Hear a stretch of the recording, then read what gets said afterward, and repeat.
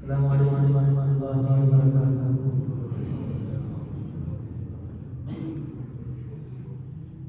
الحمدللہ نحمده ونستعینه ونستغفره ونؤمن به ونتوکل علیہ ونعوذ باللہ من شرور انفسنا ومن سیئات اعمالنا، من يهده الله فلا مضل له ومن يضلل فلا هادي له،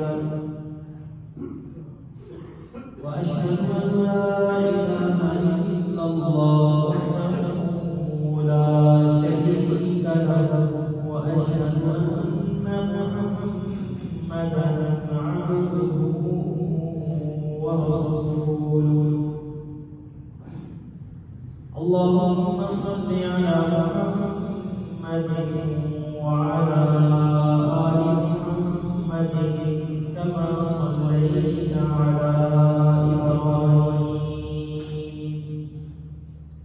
وعلى آل إبراهيم إنك حميد مجيد. اللهم بارك على محمد وعلى آل محمد كما باركت على إبراهيم وعلى آل إبراهيم إنك حميد مجيد. من يطع الله ورسوله فقد رشد واهتدى، ومن يعص الله ورسوله فقد ضل وغوى. سبحانك لا علم لنا إلا ما علمتنا إنك أنت العليم الحكيم. أما بعد فإن خير الحديث كتاب الله وخير الهدي هدي محمد صلى الله عليه وسلم،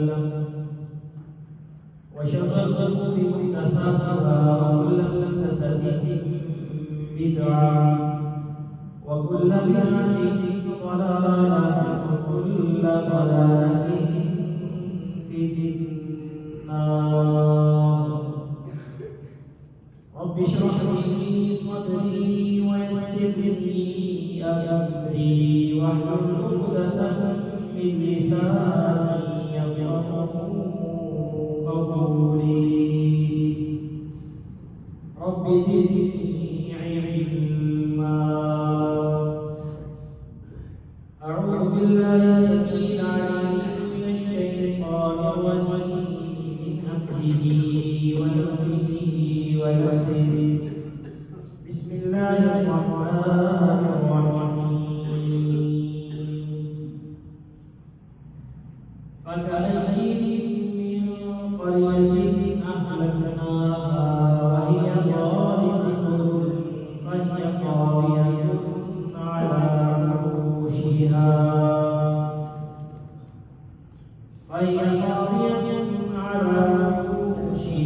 وبئر معطلة وقصر مشيد.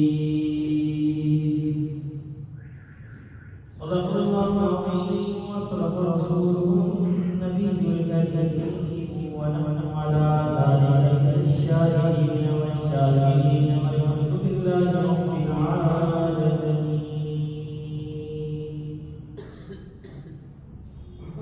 ہر قسم کی تعریفات، تسبیحات، تقدیسات، تمجیدات، تکبیرات اللہ مالک الملک ذوالجلال والاکرام کے لیے ہے، جو سب کا خالق، مالک، رازق، شکرگزار ہے. لاکھ تعداد درود و سلام ہو امام الانبیاء والمرسلین، شفیع الموحدین، سید الاولین والآخرین کی ذات مقدسہ مطہرہ معظمہ پر بھائی دوستوں، نہایت ہی واجب احترام بزرگوں، اس وقت انسانیت کٹھن آزمائش سے گزر رہی ہے۔ خاص طور پر غریب بہت متاثر ہیں، متوسط طبقہ بھی کافی متاثر ہے۔ مہنگائی کی وجہ سے، بے روزگاری کی وجہ سے کہ آئے روز چیزوں کے ریٹ بڑھتے جا رہے ہیں۔ مہنگائی اس قدر ہے کہ آسمانوں سے باتیں کر رہی ہے، غربت بڑھ چکی ہے، غریب غربت کی چکی میں پس رہا ہے کہ انسان زندگی گزارنے کی جو بنیادی چیزیں ہیں ان سے بھی محروم ہو رہا ہے۔ اشیاء خورد و نوش وہ بھی عام بندے کی پہنچ سے دور ہوتی جا رہی ہیں۔ تو ہر انسان اپنی صحت، اپنی معاش، اپنی زندگی کو لے کر فکر مند ہے، پریشان ہے۔ تو یہ وقت ایک دوسرے کے کام آنے کا ہے، نہ کہ کسی کی مجبوری سے ناجائز فائدہ اٹھانے کا، کیونکہ کسی کی مجبوری سے فائدہ اٹھانا تو عام حالات کے اندر بھی مذموم ہے، ناپسندیدہ ہے، ناجائز ہے۔ تو ایسے مشکل حالات میں تو اس کی جو شناخت ہے وہ دو چند ہو جاتی ہے۔ اس کے باوجود ہم دیکھتے ہیں اپنے معاشرے کے اندر کہ لوگ ذخیرہ اندوزی کرتے ہیں اور گرام فروشی کے اندر ملوث ہیں، چیزوں کے ریٹ بہت زیادہ وہ لگاتے ہیں۔ دکاندار کو اگر ایک چیز 10% مہنگی ملتی ہے تو وہ آگے تقریباً 25 یا 30% مہنگی چیز وہ فروخت کرتا ہے، اور پھر آگے سے کہتا ہے کہ تم نے اگر لینی ہے تو لو، اگر نہ جاؤ۔ اس حد تک لوگ بھی بے صبری کا مظاہرہ کرتے ہیں، بد اخلاقی کا مظاہرہ کرتے ہیں۔ تو ان حالات میں اللہ رب العزت سے کس طرح رحم کو طلب کیا جائے؟ جب مہنگائی عروج پر ہے، ذخیرہ اندوزی سے بھی ہماری قوم باز نہیں آتی، اور یہ ذخیرہ اندوزی کھلا ظلم ہے۔ چیزوں کو بہت زیادہ مہنگے داموں فروخت کرنا یہ بھی ظلم ہے، اور جب کوئی قوم ظلم کرنے پر یعنی کہ ہر وقت لگی رہتی ہے تو اللہ رب العزت اس قوم کے اوپر عذاب مسلط کر دیتا ہے۔ جیسا کہ ہم نے گزشتہ دن میں بھی 5 باتیں سنی تھی نبی علیہ السلام کی حدیث کہ 5 چیزیں ایسی ہیں جو تمہارے اندر اگر آ گئی تو اس کی وجہ سے تمہارے اندر یہ خرابیاں ہیں۔ وہ آپ نے حدیث سماعت کی تھی۔ اللہ رب العزت کا ارشاد ہے کہ فَكَأَيٍّ مِّن قَرْيَةٍ، بہت ساری بستیوں کو ہم نے تباہ و برباد کر دیا، ہلاک کر دیا، اس وجہ سے کہ وہ ظالم تھی، ظلم کرنے والی تھی۔ اور ظلم کی بہت سی شکلیں ہم سب جانتے ہیں، کوئی سی بھی شکل ہم اختیار کرتے ہیں۔ جب ہم اپنے معاشرے کے اندر ظالم کی حیثیت سے زندگی بسر کرنے والے بن جائیں گے نا، تو پھر اللہ رب العزت ہمیں بھی ہلاک کر دے گا۔ وَمَن يُرِدْ فِيهِ بِإِلْحَادٍ بِظُلْمٍ نُذِقْهُ مِنْ عَذَابٍ أَلِيمٍ، اور جو کوئی شخص بھی اس ظلم میں ظلم کر کے، ظلم کا ارتکاب کر کے تیری راہ کو انتخاب کرتا ہے تو اللہ فرماتے ہیں کہ ہم اسے دردناک عذاب کا مزہ چکھائیں گے۔ ایسے لوگوں کے لیے بڑی دردناک وعید ہے جو لوگوں پر ظلم کرتے ہیں، غریب لوگوں پر، متوسط لوگوں پر ظلم کرتے ہیں، حکمران اپنی عوام پر ظلم کرتی ہے۔ تو اس آیات کو، یہ جو 2 آیات میں نے تلاوت کی ہیں، تو بہت سے علماء کرام ان آیات سے یہ بھی استدلال کرتے ہیں کہ ذخیرہ اندوزی کرنا بھی حرام ہے، ناجائز ہے۔ ذخیرہ اندوزی کیسے ہوتی ہے کہ ہمیں بہت سی چیزوں کی روزمرہ زندگی میں ضرورت ہوتی ہے، اشیاء خورد و نوش ہے، مارکیٹ میں اس کی ضرورت ہے، اب ایک بندہ وہ چیزیں ذخیرہ کیے ہوئے ہے، ان کو مارکیٹ میں نہیں وہ پھیلاتا تاکہ اس چیز کی قلت پیدا ہو جائے اور ریٹ بڑھ جائے، پھر بعد میں وہ اس کو مہنگے داموں فروخت کرتا ہے۔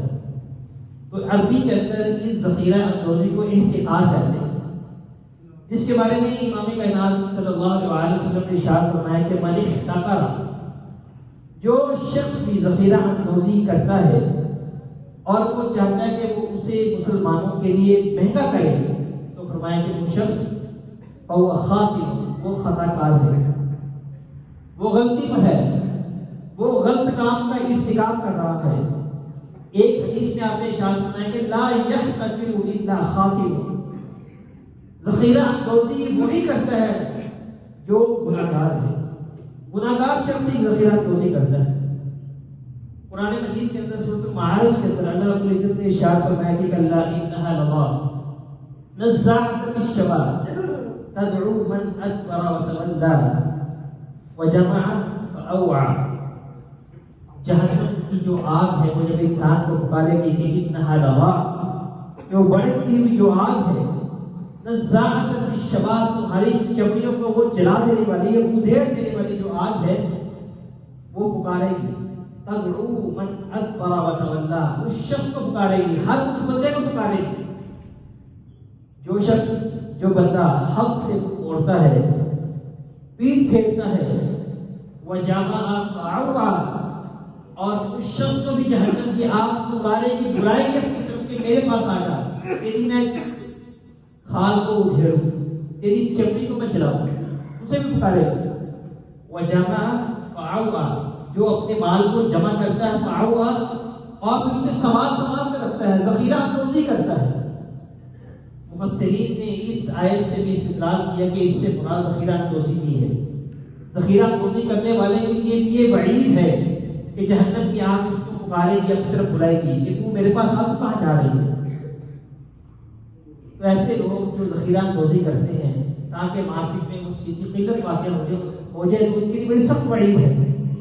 تو ہمیں ان تمام روایات کو، نبی علیہ السلام کے فرامین کو، اور خاص طور پر قرآن کی جو آیات ہیں ان کو سامنے رکھتے ہوئے اس فعل کی جو قباحت ہے، شناعت ہے، اس کو سمجھتے ہوئے اس سے اجتناب کرنا چاہیے اور لوگوں کو روکنا چاہیے کہ وہ ایسے کام مت کریں۔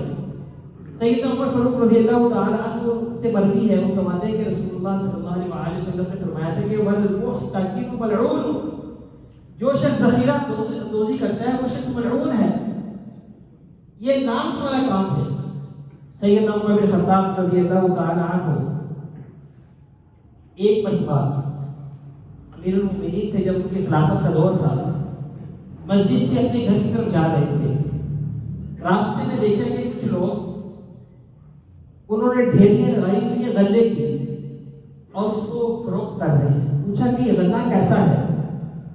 تو ان کو بتایا گیا کہ امیر المؤمنین، یہ جو غلہ ہے یہ کچھ لوگوں نے درآمد کیا ہے، درآمد کرنے کے بعد اس کو فروخت کر رہے ہیں۔ عمر بن خطاب رضی اللہ تعالیٰ عنہ نے فرمایا کہ اللہ رب العزت اس میں برکت دے اور اس شخص کو بھی برکت دے جس نے اس کو درآمد کیا ہے۔ کچھ لوگوں نے کہا کہ اے امیر المؤمنین، یہ تو مال جو فروخت ہو رہا ہے یہ درآمد کا نہیں بلکہ ذخیرہ اندوزی کا مال ہے۔ تو عمر بن خطاب رضی اللہ تعالیٰ نے پوچھا کہ کس نے ذخیرہ کیا ہے؟ تو ان کو بتایا گیا کہ سیدنا عثمان غنی رضی اللہ تعالیٰ عنہ کا جو غلام ہے فروخت، اس نے اور جو آپ کا فلاں غلام ہے، دونوں نے مل کر اس ذخیرہ اندوزی کی ہے۔ تو سیدنا عمر بن خطاب رضی اللہ تعالیٰ عنہ نے ان دونوں کو بلایا، وہ کہا کہ نبی علیہ السلام نے منع کیا ہے ذخیرہ اندوزی سے۔ تو انہوں نے کہا کہ ہم اپنے پیسوں سے خریدتے ہیں اور اپنے پیسوں سے بیچتے ہیں، اس لیے ہمیں اس میں احتیاط ہونا چاہیے۔ ہم جب مرضی خریدیں اور جب مرضی ہم چاہیں ذخیرہ اندوزی کریں، مارکیٹ میں قلت اگر ہوتی ہے تو ہو جائے۔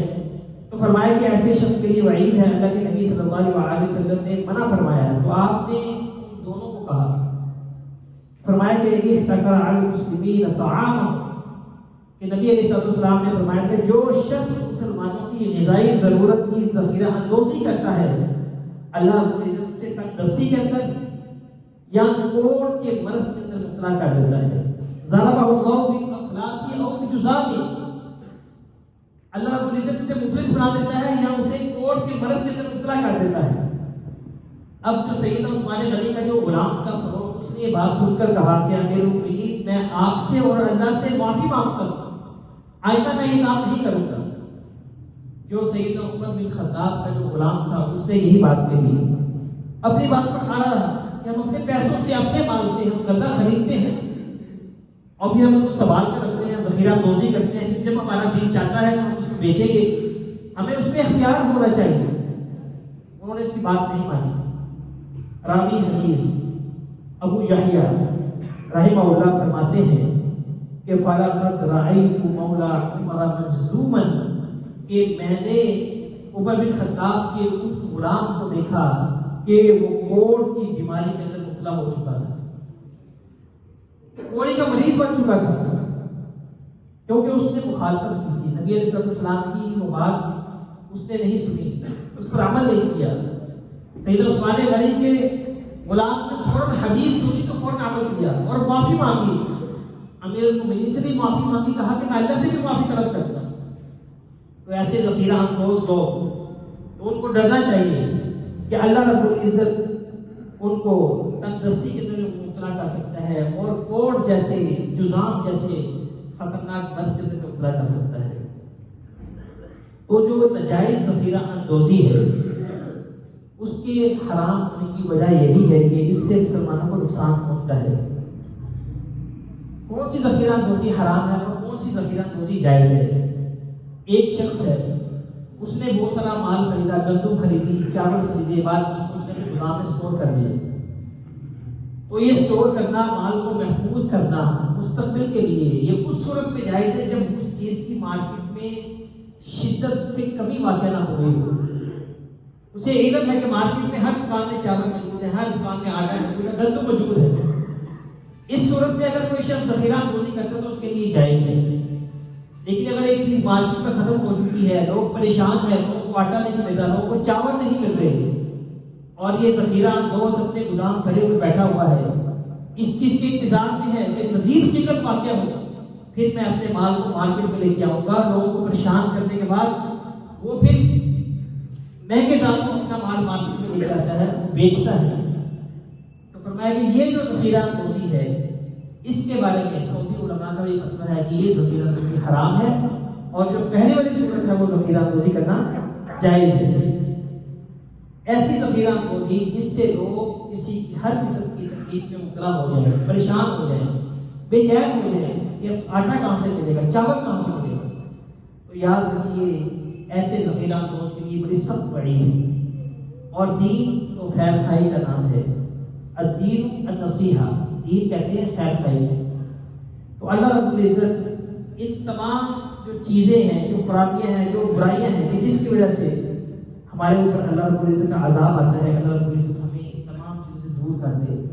نبی علیہ السلام کی جو فرامین ہے، خاص طور پر تجارت کے حوالے سے، مال کے حوالے سے، لین دین کے معاملات کے حوالے سے، ان کو اگر ہم فالو کریں، ان پر اگر ہم عمل کریں تو یقیناً ہماری معیشت بھی بہتر ہو سکتی ہے اور ہم مہنگائی کے آگے پریشان بھی نہیں ہوں گے.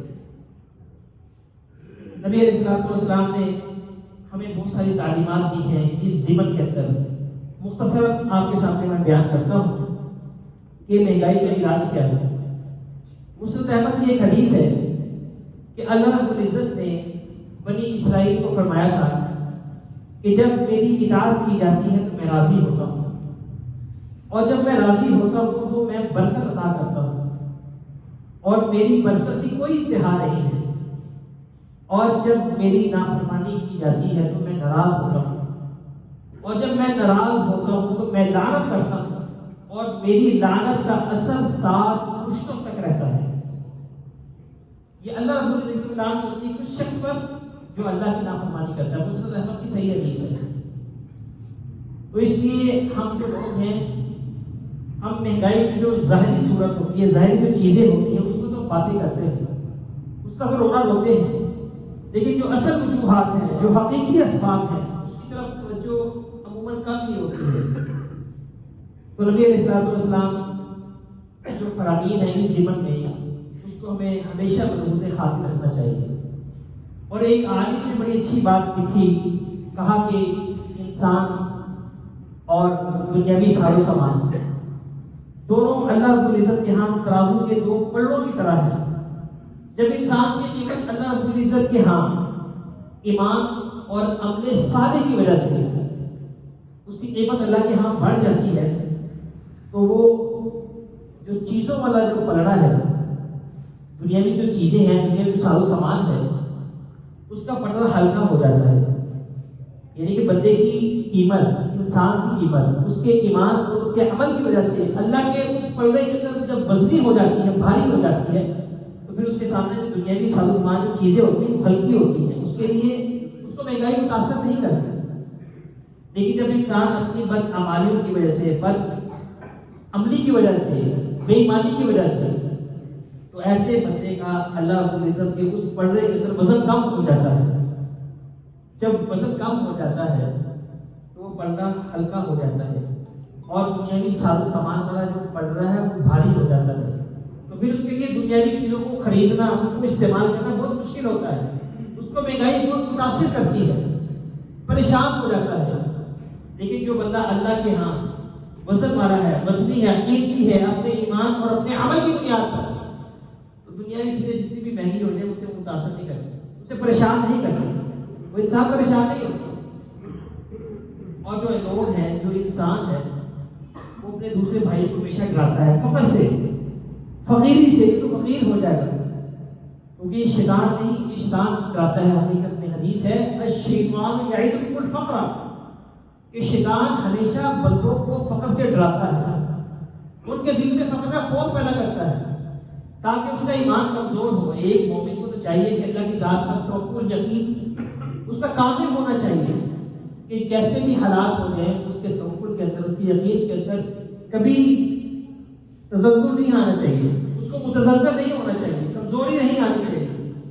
تو شیطان یہ خوف ہمارے دلوں میں پیدا کرتا ہے، ہمیں فقر سے، مفلسی سے ڈراتا رہتا ہے۔ تو حدیث سے کا جو مفہوم ہے اس سے ہمیں یہ بات واضح ہوتی ہے کہ اگر کسی کا رزق سمندر کی تہہ کے اندر بھی ہے، پتھر کے اندر چھپا ہوا بھی ہے، تو اللہ رب العزت کے اوپر اس بندے کا اتنا یقین ہونا چاہیے کہ وہ رزق جو مجھ تک پہنچنا ہے، میرے نصیب میں لکھا ہوا ہے، اسے دنیا کی کوئی طاقت نہیں روک سکتی۔ اشیاء جتنی مرضی مہنگی ہو جائے، وہ چیز مجھ تک پہنچ کر ہی رہے گی، میں اس کو ہمیشہ پالوں گا، میرے لیے وہ آسان ہوگی۔ اور چیزیں خریدنا، چیزوں تک پہنچ جو آسان ہے، وہ کس صورت میں ہو سکتی ہے؟ جب ہماری اللہ کے ہاں قدر و قیمت زیادہ ہو جائے گی۔ ہمیں اپنوں کی طرف، اپنے ایمان کی طرف توجہ دینے کی ضرورت ہے۔ اپنی اصلاح کریں تو دنیاوی زندگی ہمارے لیے آسان ہو جائے گی۔ تو سب سے پہلے ہمیں اپنا معاملہ اللہ رب العزت کے ساتھ سیدھا کرنا چاہیے، فرائض کا اہتمام کرنا چاہیے، منکرات، فواحش، گناہوں سے ہمیں اجتناب کرنا چاہیے۔ جب ہم اپنے معاملہ سیدھے کرنے لگ جائیں گے تو حالات بہت بہتر ہو جائیں گے۔ تو حالات درست کرنے کا ایک اور سب سے بڑا سبب یہ ہے کہ اس بات کا یقین کہ اللہ رازق ہے، وہ رزاق، اللہ وہ رزاق بالقوت متین، کہ اللہ رازق ہے، حکومتیں رازق نہیں ہے، فلاں ادارہ، فلاں بندہ رازق نہیں ہے۔ اگر ہمارا یقین اللہ کی ذات پر اتنا پختہ ہے، اتنا کامل ہے کہ رازق صرف اللہ کی ذات ہے، وہ شخص بھی کہیں پریشان نہیں ہوتا، جتنی مرضی میں کرے اس سے متاثر نہیں ہوتا۔ سیدنا انس بن مالک رضی اللہ تعالیٰ عنہ سے مروی ہے کہ کچھ لوگ رسول اللہ صلی اللہ علیہ وسلم کے پاس آئے اور آ کر کہا کہ اللہ کے رسول، مہنگائی بہت زیادہ ہو گئی ہے، لہذا آپ کوئی چیزوں کا مناسب نرخ مقرر کر دیں، ریٹ متعین کر دیں۔ تو نبی علیہ الصلوۃ والسلام نے فرمایا کہ ان اللہ هو المسعر، قیمتوں کا جو قیمتیں ہیں وہ اس کا جو ریٹ اوپر نیچے کرنا اللہ کے اختیار میں، میرے اختیار میں نہیں ہے۔ میں کسی بھی چیز کا جو ریٹ ہے وہ متعین نہیں کر سکتا۔ ان اللہ هو المسعر، اللہ رب العزت ہی قیمتوں کا کنٹرول اپنے ہاتھ میں رکھتا ہے، قیمتوں کو اتار چڑھاؤ اللہ کے اختیار میں ہے۔ وہ چاہتا ہے تو وہ القابض، وہ الباسط، وہ الرزاق، وہ چاہے تو کسی کی روزی کو کشادہ کر دے، کسی کی روزی کو تنگ کر دے، اور چاہے تو کسی کے اوپر اپنے رزق کی بارش برسا دے۔ اور آخری بات نبی صلی اللہ علیہ وسلم کے ارشاد فرمائی اس حدیث کے اندر آپ نے فرمایا کہ میں دنیا سے اس حال میں جانا چاہتا ہوں کہ کل قیامت کے لیے کوئی بھی شکایت گزار، کوئی مظلوم اپنے مال کے حساب سے، اپنے مال کے حوالے سے یا اپنی جان کے حوالے سے کہ مجھ سے سوال کرنے والا نہ ہو۔ یعنی کہ اگر میں نے کسی چیز کا ریٹ متعین کر دیا، ممکن ہے وہ خریدنے والے پر یا دکاندار پر وہ ظلم ہو، اور کل قیامت کے دن اگر وہ میرے سامنے آ گیا کہا کہ آپ نے جو فلاں چیز کا ریٹ متعین کیا تھا اس میں مجھے بڑا نقصان ہو گیا، تو فرمایا کسی بھی چیز کا ریٹ میں متعین نہیں کر سکتا، یہ اللہ کے اختیار میں ہے، اور اللہ کی جو چیز اختیار میں ہوتی ہے تو وہ ہم کیسے اس کو بدل سکتے ہیں؟ بدل سکتے ہیں اپنے عملوں کے ذریعے سے، دعاؤں کے ذریعے سے۔ تو ہمیں اللہ رب العزت سے اگر شادی چاہیے، رزق چاہیے، وسعت چاہیے، اور ہم اس اضطراب پریشانی سے نکلنا چاہتے ہیں تو اس کے لیے ہمیں اپنے اعمال کی اصلاح کرنی چاہیے، اپنے احوال درست کرنے چاہیے، معاملات سے تو خود سیدھے ہو جائیں گے۔ ہم لوگ ہر وقت مہنگائی کرتے رہتے ہیں، مفتوں کا رونا روتے رہتے ہیں، اپنی اصلاح کی طرف کوئی شخص توجہ نہیں دیتا، اپنے اعمال درست کرنے کی کوشش نہیں کرتا۔ بشر بن حارث رحمہ اللہ وہ فرماتے ہیں کہ جب تمہیں مہنگائی کا حد سے زیادہ بڑھ جانا فکر میں مبتلا کرے تو تم اپنی موت کو یاد کیا کرو، کیونکہ یہ موت کا جو غم ہے، یہ موت کی جو فکر ہے، یہ تم سے مہنگائی کا غم دور کر دے۔ ایک مومن ان چیزوں سے پریشان نہیں ہوتا کیونکہ اس کے سامنے آخرت ہوتی ہے، آخرت کی منظر ہوتی ہے۔ تو جو شخص جس کے سامنے آخرت ہوتی ہے، موت ہوتی ہے، تو وہ ان چھوٹی چھوٹی چیزوں کو لے کر پریشان نہیں ہوتا، ہر ٹائم معاملہ نہیں کرتا رہتا۔ تو آج کل ہر بندہ مہنگائی رونا ہے، باتیں کرتا ہے، جہاں بیٹھو ہر بندہ یہی بات کرتا ہوتا ہے، لیکن جو اس کے اصل اسباب ہیں مہنگائی کے، اس کی طرف توجہ دینے کے لیے کوئی شخص تیار نہیں ہے، اپنی اصلاح کرنے کے لیے کوئی بندہ تیار نہیں ہے۔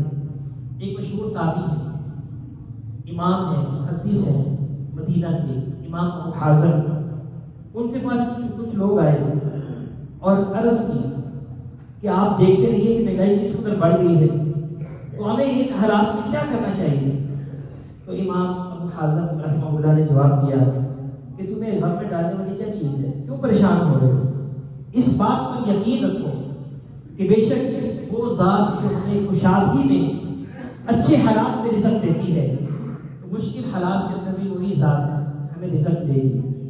بس تم نے ایک کام کرنا ہے کہ اللہ رب العزت کی نافرمانی سے بچنا ہے، نافرمانی سے، منکرات سے، خواہش سے بچتے رہو، اللہ رب العزت کو راضی کرو، اطاعت والے کام کرتے رہو، تو اللہ رب العزت تمہیں مشکل سے مشکل حالات کے اندر روزی دے گا۔ اس بات پر بھی ہمارا یقین ہونا چاہیے۔ ہمارے اسلاف نے، ہمارے ائمہ کرام نے، محدثین نے جب بھی مشکل حالات آتے تھے، چیزوں کے ریٹ بڑھ جاتے تھے، تو انہوں نے قوم کو جو تسلی دی ہے وہ انہی الفاظ میں دی ہے، پریشان نہیں ہونا۔ کشادگی کے اندر جو ذات رزق دیتی ہے، تندرستی کے اندر بھی وہی ذات رزق دیتی ہے۔ شرط یہ ہے کہ تم نے اپنے اعمال کے اندر غفلت نہیں کرنی، اپنے ایمان کے اندر کبھی لفظش کمزوری کا مظاہرہ نہیں کرنا، اپنے ایمان کو مضبوط کریں۔ اللہ پر یقین آپ کا اس قدر پختہ اور کامل ہونا چاہیے، اور اس کے لیے بشارت بھی ہے کہ جو لوگ اللہ کی ذات پر پختہ توقع یقین کرتے ہیں، کل قیامت کے دن اللہ ایسے لوگوں کو بغیر حساب کتاب کے جنت داخل فرمائے گا۔ یہ ایمان کا بڑا اونچا درجہ ہے، اللہ رب العزت ہمارا ایمان بھی ایسا بنا دے۔ تو مہنگائی تو ہو گئی ہے، لیکن اللہ کے خزانے میں کبھی واقع نہیں ہوئی۔ جتنی مرضی اشیاء مہنگی ہو جائے، چیزیں مہنگی ہو جاتی ہیں، تو اللہ رب العزت ہمیں رزق بھی واقع دینے پر قادر ہے۔ تو اللہ سے ہمیں ایسی امید ہونی چاہیے، ایک چیز آپ کو پہلے 100 کی ملتی تھی، اب 500 کی ملتی ہے، تو آپ کا اللہ کی ذات پر ایسے یقین کامل ہونا چاہیے کہ اللہ رب العزت جہاں مجھے پہلے مہینے کا 10,000 دیتا تھا، اپنے 20,000 دینے پر بھی قادر ہے۔ اگر ایک ایمان بندے کا ایسا ہو جائے تو یقیناً ہماری زندگیوں سے غم ختم ہو جائے گی، پریشانی ختم ہو جائے گی، جو ہم پریشان ہو جاتے ہیں، تھوڑی سی چیز مہنگی ہوتی ہے۔ تو اس لیے سب سے پہلی بات یہ ہے کہ انسان اللہ کے حضور توبہ استغفار کرے، اپنے گناہوں کی معافی مانگے، اپنے رب کو راضی کرے، کیونکہ اللہ رب العزت نے قرآن میں بھی کہا ہے کہ قل استغفروا ربکم انہ کان غفارا یرسل السماء علیکم مدرارا ویمددکم باموال وبنین ویجعل لکم جنات ویجعل لکم انہارا۔ استغفار کرو، بخشش طلب کرو، اپنے گناہوں کی معافی مانگو، کیونکہ جب انسان اپنے گناہوں کی معافی مانگتا ہے، معافی مانگنے کے بعد اللہ رب العزت کی رحمت ہوتی ہے۔ ہم جب میت کے لیے دعا کرتے ہیں تو ہم کیا کہتے ہیں؟ اللہم اغفر لہ وارحمہ، کہ اللہ اسے بخش دے. جب بخشش ہوگی پھر رحمت ہوگی. اور ہم اپنے لیے کیا دعا کرتے ہیں؟ اللہم اغفر لی وارحمنی، اے اللہ مجھے معاف فرما دے اور مجھ پر رحم کرنا. پہلے بخشش مانگتے ہیں، اس کے بعد رحمت کا سوال کرتے ہیں. تو جب بخشش ہوگی تو پھر رحمت ہوگی. اگر ہم اپنے گناہوں کی اللہ سے معافی مانگیں گے تو پھر اللہ رب العزت کی ہم پر رحمت ہوگی. اور پھر جب رحمت ہوگی تو پھر کیا ہوگا؟ اللہ نے وعدہ کیا ہے قرآن مجید کے سورۃ نوح کے اندر، قُلْ اسْتَغْفِرُوا رَبَّكُمْ إِنَّهُ كَانَ غَفَّارًا، استغفار کرو، اللہ سے معافی مانگو. إِنَّهُ كَانَ غَفَّارًا، بے شک وہ بخشنے والا ہے، معاف کرنے والا ہے. يُرْسِلِ السَّمَاءَ عَلَيْكُمْ مِدْرَارًا، وہ آسمان سے تمہارے لیے خوب موسلادھار بارش برسائے گا. وَيُمْدِدْكُمْ بِأَمْوَالٍ، تمہارے مال کو بھی زیادہ کرے گا، تمہاری اولاد کے اندر برکت دے گا، زیادہ کرے گا. وَيَجْعَلْ لَكُمْ جَنَّاتٍ وَيَجْعَلْ لَكُمْ أَنْهَارًا، اور دنیا کے اندر بھی تمہیں اللہ رب العزت خوب نوازے گا، اور آخرت کے اندر تمہارے لیے باغات ہیں، جنت کی نہریں ہیں، نعمتیں ہیں. دنیا کے اندر بھی فائدہ ہے اور آخرت کے اندر بھی فائدہ ہے. کن لوگوں کے لیے؟ جو استغفار کرتے ہیں، استغفار کرتے ہوئے اللہ سے رحمت مانگتے ہیں، رحمت کا سوال کرتے ہیں. تو ایسے بندوں پر اللہ رب العزت خوب رحمت کرتا ہے، ان کی معافی بھی کرتا ہے. تو اس استغفار کو جو منہج ہے اسے اختیار کیجیے. اللہ سے اجتماعی توبہ کرنے کی کوشش کریں تو انشاءاللہ ہمارے حالات بھی بہتر ہو جائیں گے. اللہ رب العزت ہمیں اچھے حکمران بھی عطا فرما دے. اور دوسری بے برکتی کی جو وجہ ہے، جو مہنگائی کی وجہ ہے، وہ کیا ہے؟ کہ ہم نے اسلامی جو اصول ہیں تجارت کے حوالے سے، معیشت کے حوالے سے، اسے ہم نے ترک کر دیا، چھوڑ دیا. دھوکہ ہمارے اندر عام ہے، جھوٹ ہم بولتے ہیں ہر سودے کے اندر، ہر مال بیچتے ہوئے. جبکہ نبی علیہ السلام نے واضح طور پر ارشاد فرمایا تھا کہ جو شخص کوئی سودا بیچتا ہے یا خریدتا ہے، اگر اس میں وہ سچائی کا مظاہرہ کرتا ہے، سچ بولتا ہے اور اس کی خوبیوں کو یا اس کے عیب کو واضح کرتا ہے، تو اللہ رب العزت اس سودے کے اندر خیر و برکت عطا فرماتا ہے. اور فرمایا کہ اگر اس سودے کے اندر، خرید و فروخت کے اندر، اگر کوئی شخص جھوٹ بولتا ہے، اس کے عیب کو چھپاتا ہے، تو اللہ رب العزت اس سودے کے اندر بے برکتی پیدا کر دیتا ہے. انسان کو فائدہ نہیں ہوتا پھر، اچھا خاصا بے برکتی ہو جاتی ہے. تو برکت کا مفہوم اگر ہم سمجھ جائیں، اس برکت کا مفہوم کیا ہے، کہ برکت سے انسان کو کتنے فائدے آتے ہیں، زندگی کتنی آسان ہو جاتی ہے. تو بندہ کبھی بھی دین کے اندر جھوٹ نہ بولے، سچ بولے. سچ بولنے سے اللہ نے برکت کا وعدہ کیا. تو اس لیے ہمیں سب سے پہلا جو اصول ہے، سچ بولنا چاہیے، ایمانداری کا مظاہرہ کرنا چاہیے، دھوکہ فریب نہیں دینا چاہیے. جیسے نبی علیہ السلام ایک مرتبہ مدینے کی گلی سے گزر رہے تھے، تو وہاں پر ایک شخص غلہ اناج فروخت کر رہا تھا. آپ نے اس کے اندر ہاتھ ڈالا تو اندر سے تو گیلی تھی گلی. تو آپ نے کہا کہ یہ کیا ہے، اندر سے گیلی کیوں ہے؟ تو شخص نے کہا کہ یہ پانی سے گیلی ہو گئی. تو آپ نے فرمایا کہ تم نے دھوکہ دیا ہے لوگوں کو. جو گیلی چیز ہے تمہیں چھپا کر رکھا ہے، جو اس کے عیب کو ظاہر کرو، واضح کرو، گیلی گندوں کو اوپر رکھو تاکہ لوگوں کو نظر آئے کہ یہ عیب والی چیز ہے. اگر تم نے اپنے سودے سے، اپنے مال کے عیب کو چھپایا، تو اللہ رب العزت تمہارے سودے کے اندر کبھی خیر و برکت عطا نہیں کرے. تو اللہ رب العزت ہمیں ان تمام اسباب کو اختیار کرنے کی توفیق عطا فرمائے کہ ہم سچ بولیں، چیزوں کے جو عیوب ہیں ان کو ہم واضح کریں. اور مہنگائی کا جو بدل ہے، مہنگائی جب ہو جاتی ہے تو نبی علیہ السلام کی تعلیمات یہ ہے، اور ہمارے اسلاف صحابہ کرام کا جو منہج ہے وہ یہی تھا کہ جب چیزیں مہنگی ہوتی تھی تو وہ وقتی طور پر چیزوں کو چھوڑ دیا کرتے تھے. سیدنا علی رضی اللہ تعالیٰ عنہ کے زمانے خلافت کے اندر مکہ میں جب کشمش زمین مہنگی ہو گئی تو لوگوں نے سیدنا علی طالب کو بغداد کے اندر خط لکھا کہ مکہ کے اندر کشمش کا ریٹ بہت زیادہ بڑھ گیا ہے. تو سیدنا علی طالب رضی اللہ تعالیٰ عنہ نے انہیں یہ پیغام بھیجا کہ اس چیز کا استعمال کر دو، چھوڑ دو. جب اس کا استعمال چھوڑ دو گے تو وہ چیز کا ریٹ کم ہو جائے گا. اسی طریقے سے ابراہیم بن ادم سے کہا گیا کہ گوشت کی قیمت بہت زیادہ بڑھ گئی ہے، تو انہوں نے کہا کہ تم کم کر دو، یعنی اس کا استعمال کم کر دو. استعمال کم کر دو گے تو چیزوں کا جو ریٹ ہے مناسب ہو جائے گا. تو اللہ رب العزت ہمیں تمام جو اصول ضوابط ہیں، جو اسلام ہمیں ان مشکل حالات میں ہماری رہنمائی کرتا ہے، ہمیں تعلیمات دیتا ہے، ہمیں ان کو سمجھے، نہ کہ ہم پریشان ہو کر سر کی داغ پھیریں، ادھر ادھر ٹکرے مارتے پھریں. اسلام سے رہنمائی لیں. اسلام کے مواقع پر ہمیں کس بات کی تعلیم دیتا ہے، کیسے ہمارا حوصلہ بڑھاتا ہے. سب سے پہلی بات یہ کہ اللہ کی ذات پر توکل یقین کامل ہونا چاہیے کہ وہ رازق ہے، وہ ہمیں ہر قسم کے حالات میں روزی دینے پر قادر ہے۔ پریشان مت ہو، اللہ پہ یقین کامل ہو۔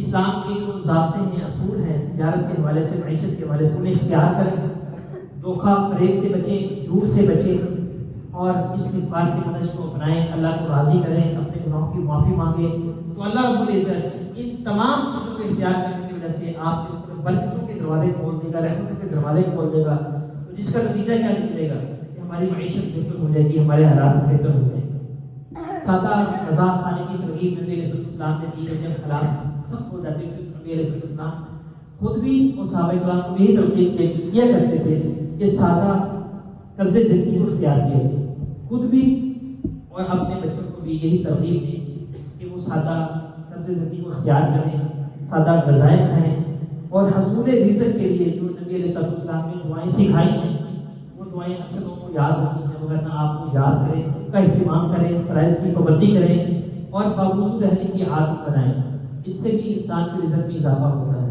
اور جو دعائیں ہیں صبح شام کے اذکار کے علاوہ جو رزق کے لیے خاص طور پر دعائیں ہیں ان دعاؤں کا اہتمام کریں۔ جو بندہ مسلسل کوئی ایک دعا رزق کے حوالے سے کرتا رہتا ہے اس کے رزق میں کبھی کبھی واقع نہیں ہوتا، تو اس لیے کسی ایک دعا کو اپنی عادت بنا دیں، جیسے اللہم انی اعوذ بک من زوال نعمتک وتحول عافیتک وفجاءۃ نقمتک وجمیع سخطک، یہ دعا بڑی جامع ہے۔ اور اللہم اغفر لی بحلالک عن حرامک واغننی بفضلک عمن سواک، یہ بھی بڑی مشہور جامع دعا ہے۔ اور ایک دعا اللہم ارزقنی من حیث لا احتسب، کہ اللہ مجھے رزق آفر دے دے بغیر حساب و کتاب کے۔ یہ دعا آپ پڑھتے رہیں تو انشاءاللہ کبھی پریشانی نہیں ہوگی، کبھی رزق میں کبھی واقع نہیں ہوگی۔ سبحان اللہ و بحمدہ سبحان اللہ العظیم، یہ بھی ایسا وظیفہ ہے کہ جس وظیفے کی وجہ سے آپ کی رزق کے اندر بڑھتے ہیں، خوب رزق آپ کو اللہ کی طرف سے عطا ہو۔ تو اس لیے ہمیں مہنگائی کا رونے کی بجائے استغفار کرنا چاہیے، کہ وسائل کا اہتمام کرنا چاہیے، اللہ کو راضی کرنا چاہیے۔ اللہ رب العزت ہم پر اپنی رحمت کی بارش برسائے، ہم پر اپنی رحمتیں فرمائے اور ہمارے گناہوں کو بخشے فرمائے۔ اللہ رب العزت ہمارے حالات کو، ہماری معیشت کو بہتر بنائے۔